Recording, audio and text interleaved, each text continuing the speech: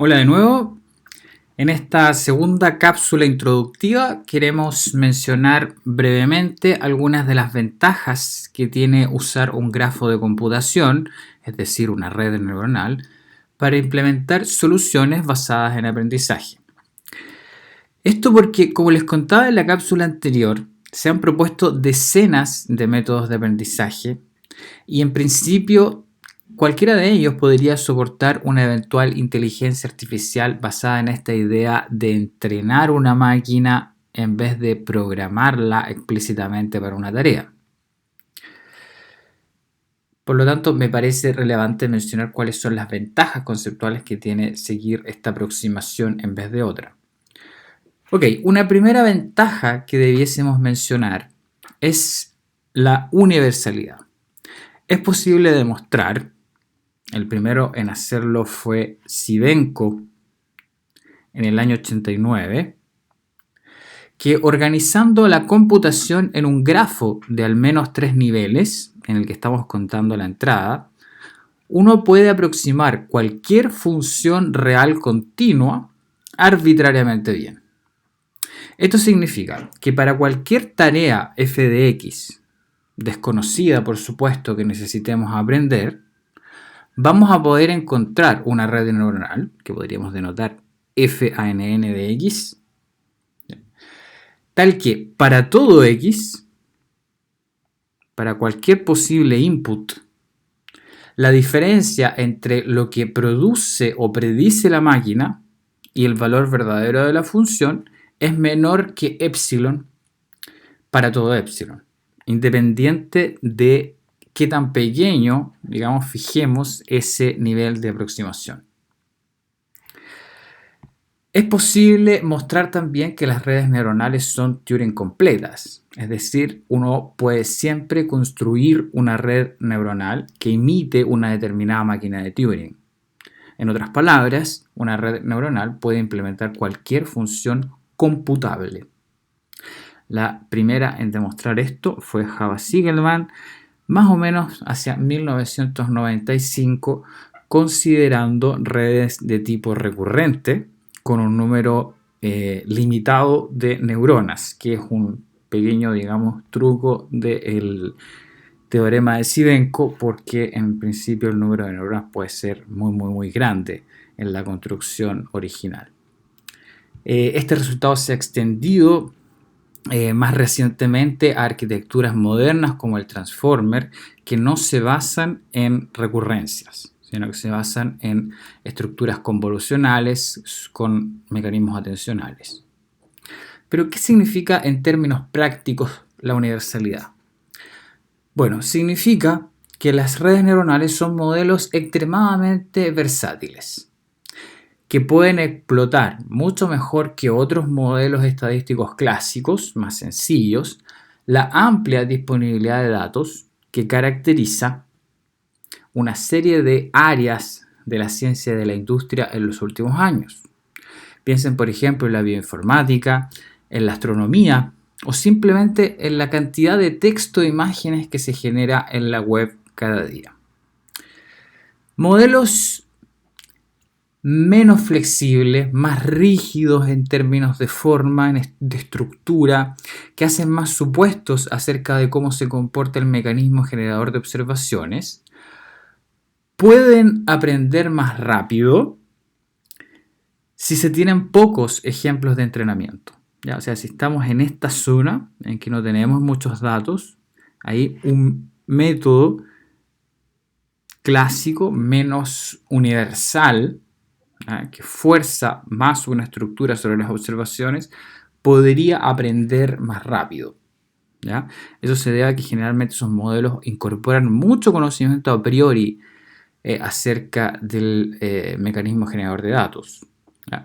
Sin embargo, un modelo no paramétrico o semiparamétrico con garantías de universalidad tiene la ventaja de que si se tienen muchos datos, se pueden alcanzar cotas de desempeño mucho más altas en el caso en que se tenga abundancia de ejemplos, abundancia de datos.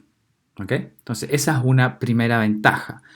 Las garantías de universalidad, la gran flexibilidad que tienen estos modelos, sobre todo cuando el grafo de computación es profundo, vamos a decir. Ahora, ¿solo las redes neuronales ofrecen universalidad? No, tenemos muchas otras familias de métodos que son también aproximadores universales. El aspecto verdaderamente distintivo del aprendizaje profundo respecto de otros enfoques al aprendizaje y a la IA en general es el uso de este grafo distribuido de computación, que trae al menos las siguientes ventajas. Me atrevo a decir 3 clarísimas. La primera es la alta capacidad de paralelismo. Hay un paralelismo implícito que se puede aprovechar en la estructura. Lo segundo es la capacidad de aprender representaciones jerárquicas de los datos. Y una tercera que se deriva de la anterior, o de las dos anteriores, es la capacidad de reuso o la capacidad de transferir conocimiento entre tareas. Vamos a discutir brevemente cada una de estas. Bueno, como hemos visto en los ejemplos de redes famosas, el grafo de computación que emplean las redes modernas se organiza normalmente en bloques o en niveles de procesamiento. Las unidades dentro de un bloque, por ejemplo aquí, en este bloque, todas las neuronas que están ahí adentro, no se comunican entre sí y por lo tanto pueden operar en paralelo.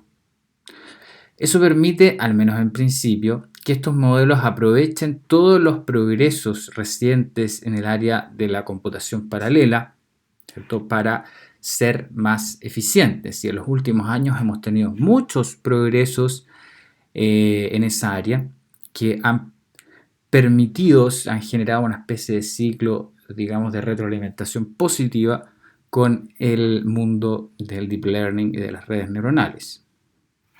En particular, y como veremos más adelante, las operaciones que ejecutan los bloques de este grafo de computación en una red tradicional son principalmente operaciones matriciales. Hay no linealidades, por supuesto, pero digamos que la gran carga de la computacional se la llevan una serie de operaciones matriciales que hay que hacer. Y eso significa que vamos a poder integrar estos modelos con computación basada en GPU, que digamos, ha progresado muchísimo en los últimos años y de hecho hoy en día se considera indispensable para implementar algunos tipos de redes, como las redes convolucionales. Entonces, la primera ventaja que se deriva del uso de un grafo naturalmente distribuido y paralelo de computación, ¿cierto?, es que se genera un ciclo virtuoso de retroalimentación con el mundo de la computación paralela. La otra ventaja importantísima de los modelos que se estructuran en forma de grafos de computación profundos, por sobre otros métodos clásicos de aprendizaje, es la capacidad de aprender representaciones. Y aquí esto es extremadamente importante discutirlo y entenderlo. La mayoría de las aplicaciones interesantes del aprendizaje automático, las tareas difíciles en inteligencia artificial, involucran datos complejos, datos como imágenes, texto y audio, como hemos visto. La clave de una buena solución en todos esos dominios es el proceso que se denomina extracción de características, que permite transformar los datos de entrada en una representación típicamente vectorial, como vemos aquí, que el algoritmo usa para aprender. Es decir, si nosotros necesitamos procesar texto, el texto normalmente no se puede pasar directamente a un método de aprendizaje automático, hay que representarlo de alguna forma, extraer características que describan lo que está ahí adentro. ¿Ya? Y eso es lo que hacen estos atributos, digamos, que componen este vector que define la representación del objeto que vamos a procesar. Por supuesto que no da lo mismo qué características poner en ese vector. Pensemos, por ejemplo, en el ejemplo de predecir el precio de una casa. No da lo mismo representar una propiedad midiendo la ubicación de la casa que representarla midiendo los metros cuadrados que tiene la casa. Y no da lo mismo eso que considerar ambos atributos para tratar de predecir el precio de la casa. ¿Sí? Dependiendo de la representación, una tarea puede ser más compleja, como vemos aquí, porque por ejemplo es difícil separar, distinguir los tipos de datos usando solo ese atributo, o puede ser más fácil de aprender si usamos otra representación, una representación más rica, por ejemplo, más detallada. ¿Ya? Ahora, lo que distingue a los métodos que hoy en día se denominan Classic Machine Learning es que el proceso de extracción de características descansa completamente sobre un humano que decide qué tan buena es la representación para el problema, si la refina o no la refina, dependiendo de su experiencia y de su conocimiento del problema. ¿Sí? Cualquiera que haya hecho aprendizaje automático en el mundo real, ¿sí? Que haya trabajado en un proyecto de aprendizaje automático, sabe que es esa la fase que probablemente consume la mayor cantidad de tiempo. ¿Sí? Es esa la que determina finalmente cuál es el resultado, el éxito del proyecto. ¿No? Los métodos de aprendizaje profundo permiten en cambio integrar el proceso de extracción de características, el proceso de aprendizaje de la representación, ¿ya? Como parte del mismo problema de aprendizaje. ¿Sí? O sea, en otras palabras, sustituyen esta fase que la hace mecánicamente, manualmente un humano por una, digamos, por una parte del mismo grafo de computación que necesitamos entrenar. Como vimos en los ejemplos de redes, normalmente este grafo de computación organiza el procesamiento de datos o el procesamiento de un input en diferentes niveles de procesamiento. ¿Cierto? Podemos pensar, aquí nosotros claramente identificamos que hay niveles de procesamiento. Un nivel transforma la representación que haya obtenido el nivel anterior. El efecto que se obtiene al integrar el aprendizaje en esta arquitectura profunda, o sea que esta arquitectura no está fija, no está diseñada manualmente, sino que es libre de moverse, de cambiar, ¿sí?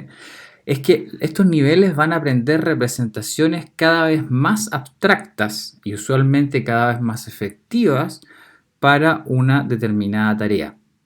Por ejemplo, clasificar una imagen.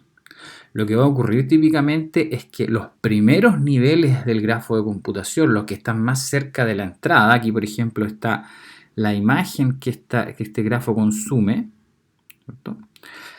Los niveles que están más cerca de la entrada tienden a aprender representaciones muy primitivas que rescatan características muy generales de ese dato.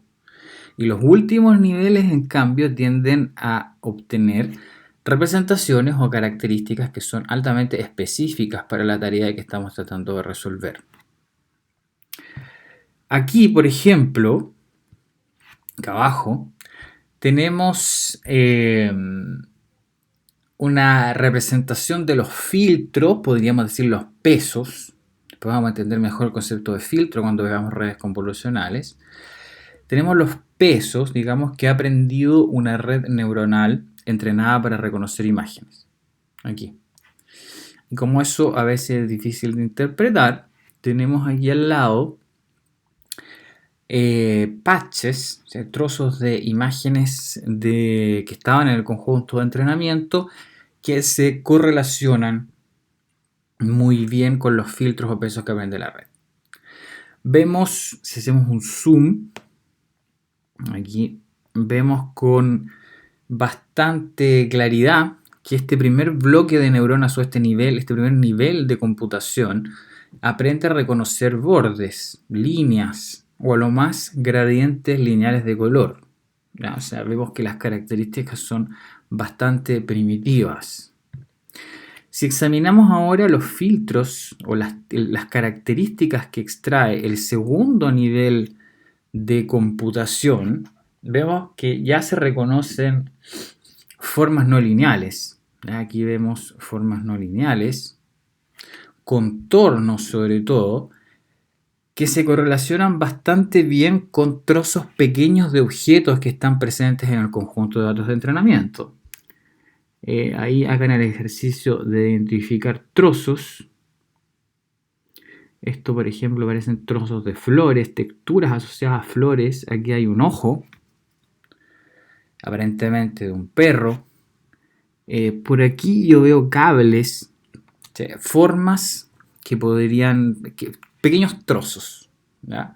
Principalmente el cambio con respecto al nivel anterior es que las formas son evidentemente no lineales, salta a la vista muy claramente, y que se detectan pequeños trozos, ¿ya?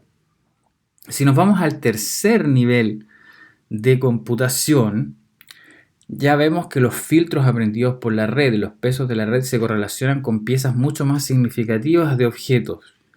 Tenemos, por ejemplo, aquí muchos bustos humanos. Tenemos ruedas completas que seguramente permiten identificar rápidamente un auto. ¿Sí? Tenemos piernas, trozos de instrumentos musicales, digamos cabezas que son de pájaros, que por lo tanto le permiten a la red de reconocer un pájaro. En resumen, lo que observamos es esto que se resume en este monito que me gusta mucho a mí, donde tenemos que los diferentes niveles de computación del grafo permiten elaborar conceptos de mayor complejidad a partir de conceptos primitivos. O sea, el concepto persona que necesita reconocer la máquina se va a componer de partes. Por ejemplo, hay una cabeza, hay un ojo, etc. ¿Sí? Y esos conceptos se van a componer a su vez de piezas de conocimiento mucho más primitivas, ¿ya? Hay una forma redonda seguida de una línea, ¿sí? Etcétera. Hay una forma redonda sobre una forma más bien cuadrada o rectangular. Es decir, uno reconoce esto, otro reconoce esto y finalmente reconocemos el busto de una persona, ¿sí? Entonces la idea, al estructurar el procesamiento de datos usando niveles de computación, es que podemos componer conceptos más abstractos a partir de conceptos más primitivos. Es probablemente esta la habilidad más importante de las arquitecturas profundas, la capacidad de aprender gradualmente representaciones complejas y abstractas de datos que tradicionalmente no son fáciles de manejar, como las imágenes, el audio, el texto o los grafos, ¿ya? Es probablemente esto lo que más ha influido en la gran penetración de estos métodos en aplicaciones complejas y tradicionalmente elusivas para la inteligencia artificial, como el procesamiento de la comprensión de lenguaje natural y todas las que hemos mencionado.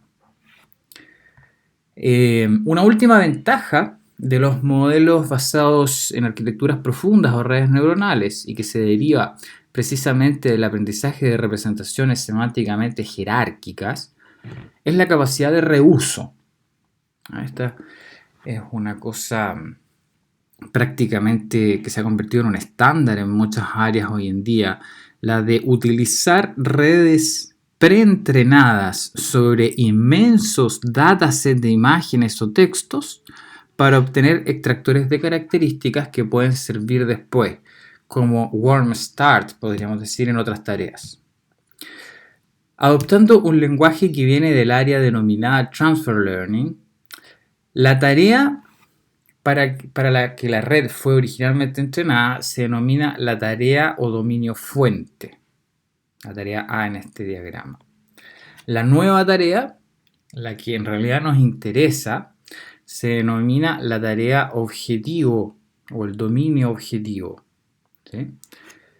Lo usual es que la red entrenada en el dominio fuente se va a activar con los datos del dominio objetivo, por ejemplo, las imágenes que necesitamos procesar, y luego se va a extraer una representación intermedia, una de las activaciones intermedias de la red, como representación de las imágenes. Aquí entró una imagen que es, por ejemplo, de 200 por 200 por 200 píxeles.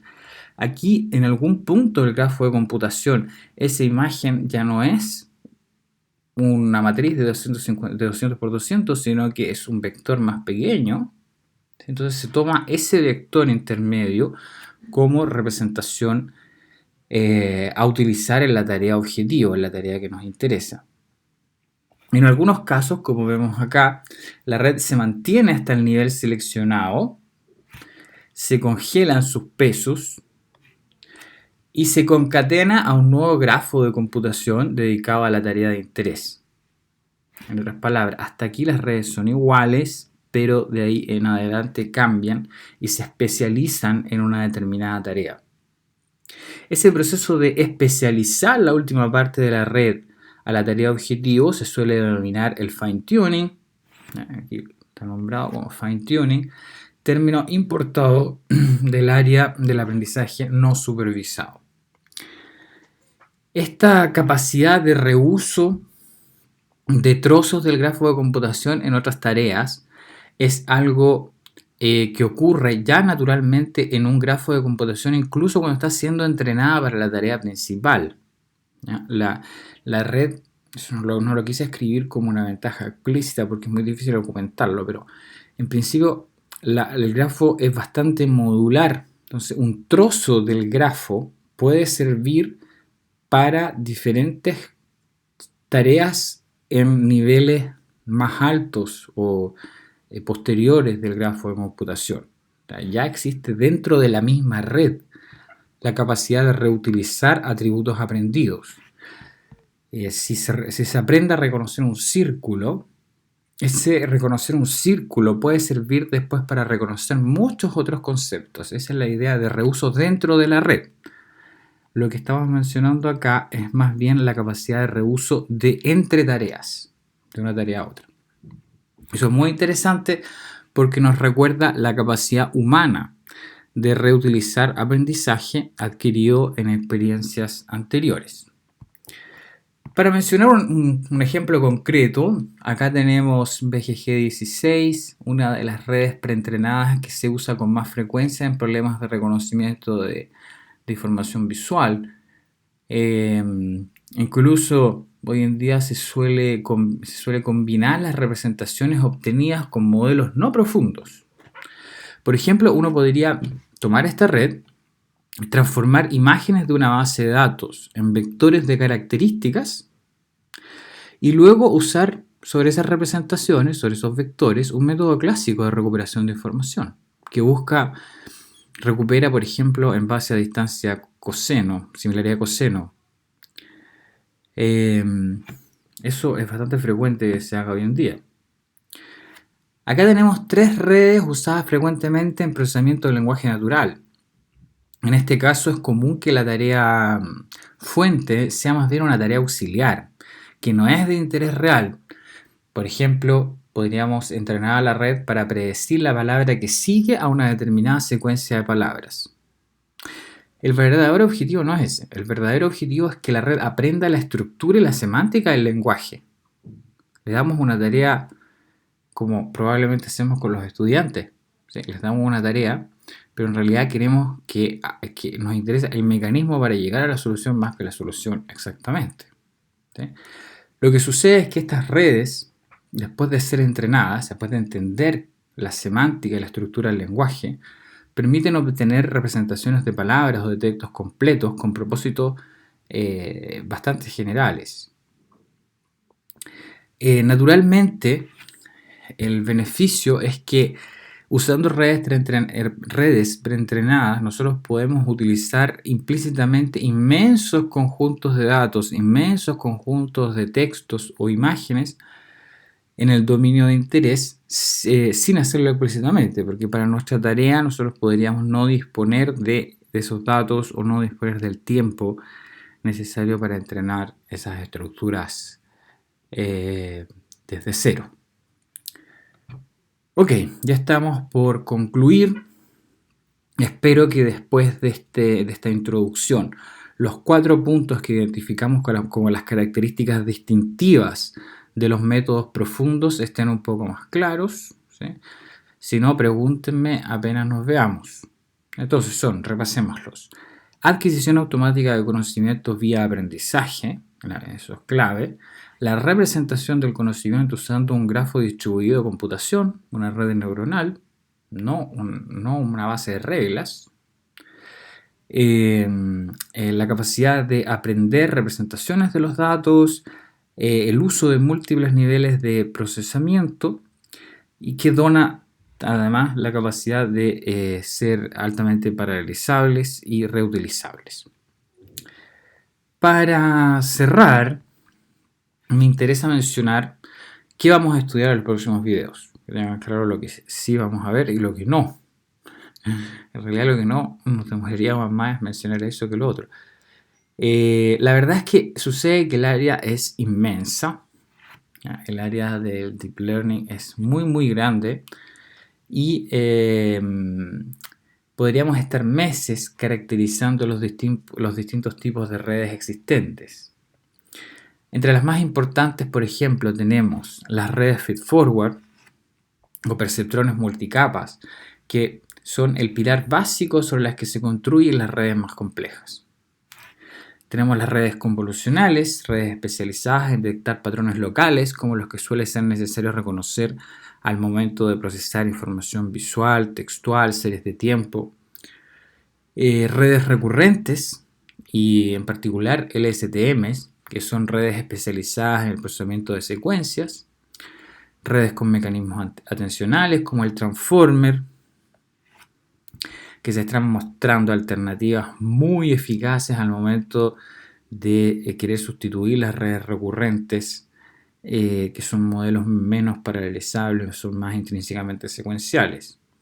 Redes sobre grafos, un tema mucho más reciente que permite extender los métodos profundos a dominios en que los datos se representan naturalmente de esa forma, como un grafo. Piensen en bioinformática, proteínas, consultas en bases de datos. Redes con memoria externa, que suelen ser el estándar en question answering, problemas donde es necesario manejar una amplia base de conocimiento que se logra de manera más simple separando el procesamiento de la memoria en sí. ¿Ya? Eso un poco viola el principio básico de que la computación y la memoria están en la misma estructura en una red neuronal. ¿Ya? Pero algunos autores han propuesto que considerar una memoria externa puede ayudar en tareas como estas, question answering. Autoencoder clásicos y su versión más reciente, los autoencoder variacionales, que permiten hacer aprendizaje no supervisado y en particular aprendizaje generativo usando redes neuronales. Las máquinas de Boltzmann, que son mi modelo favorito probablemente, redes bastante más antiguas para el aprendizaje no supervisado, en su tiempo parte de la solución ganadora del famoso Netflix Prize, ¿sí? En este momento un poco olvidadas y razón para estudiarlas con aún más interés. Bueno, y finalmente las GAN, o redes generativas adversariales, que constituyen una de las ideas más originales de los últimos años en el área. ¿Qué vamos a priorizar de todo esto? Sería bastante suicida no hacer una selección que nos permita cubrir de modo razonablemente bueno tanto la teoría como un poco de práctica en la materia. Así que he decidido seleccionar los siguientes temas. Primero, arquitectura de redes feedforward y backpropagation, ¿sí? Que podemos decir que es la base para poder estudiar cualquier otro tipo de red. más complejos, sofisticados. ¿Ya? Eso solo podríamos sacrificarlo si ustedes ya han tenido un curso introductorio de redes neuronales, pero yo no puedo dar eso por sentado. Entonces el primer tema es. Segundo, voy a preparar un material sobre temas un poco más recientes o avanzados de entrenamiento como dropout, tasas adaptivas, batch normalization, que son temas más en boga actualmente, pero he decidido que esos temas queden como opcionales para no sobrecargarlos porque sé que tienen tiempo limitado. El material va a estar ahí, pero es completamente electivo que ustedes lo estudien o no. Tercero, vamos a ver redes convolucionales que son pervasivamente usadas en visión y en procesamiento de lenguaje natural. Y finalmente vamos a hablar de redes recurrentes para el procesamiento de secuencias. Me gustaría mostrarles ejemplos de cada red que estudiemos, así que he planeado preparar 3 breves cuadernos de Jupyter. Espero que sepan usar Jupyter Notebooks, si no, van a aprender.